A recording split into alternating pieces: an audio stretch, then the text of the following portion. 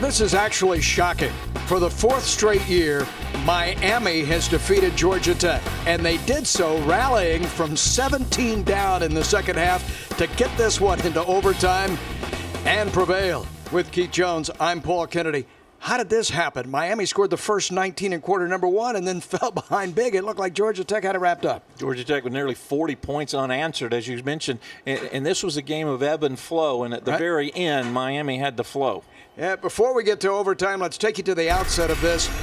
Stephen Morris for the Canes, the game of his life, 436 yards through the air. And it started early with a great touchdown pass here to Dorsett.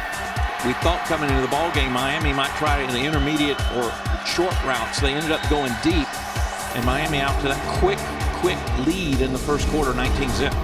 Now Georgia Tech comes storming back. Orrin Smith, the touchdown red. Tevin Washington would score twice himself. And the ability for the quarterback to run this lead draw is just such an explosive play for Georgia Tech. On to the third, Tony Zinnon with a 35-yard touchdown gallop. So many running backs touched the ball. He felt like Georgia Tech had just taken over everything. Miami with just a field goal in the third quarter.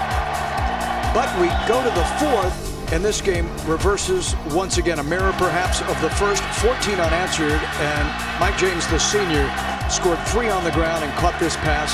Was able to get it in for 4 TD. All the hype on Duke Johnson, the freshman, the senior, and James comes in and ends up being the hero when everything is said and done. Okay, here's 4th down and inches in overtime.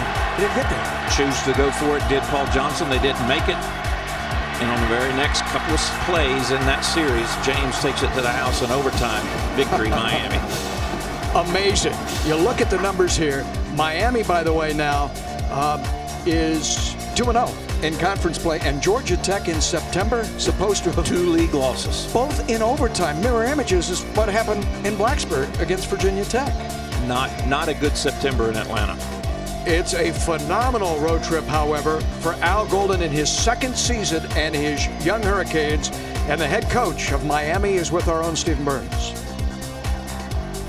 Well, Coach, what an emotional victory. Your kids really played hard. How'd you win? That's a really good football team over there. That's a really good football team. Our kids hung in there. I think we're in excellent condition.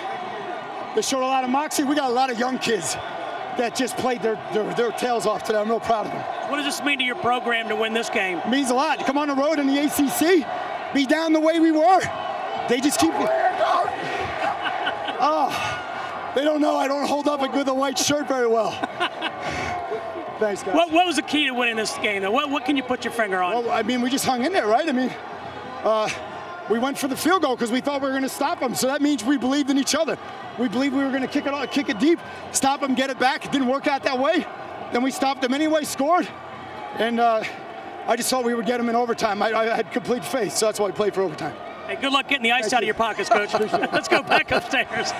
A 91-yard drive by Al Golden's troops to get this one into overtime. Majestic by Morris, and now he has a showdown with Mike Glennon next week in South Florida's NC State comes a-calling. And it might be an aerial war, given what Miami was able to do here today. How about the Canes in a shocker in overtime? They prevail, winning 42-36 in Atlanta.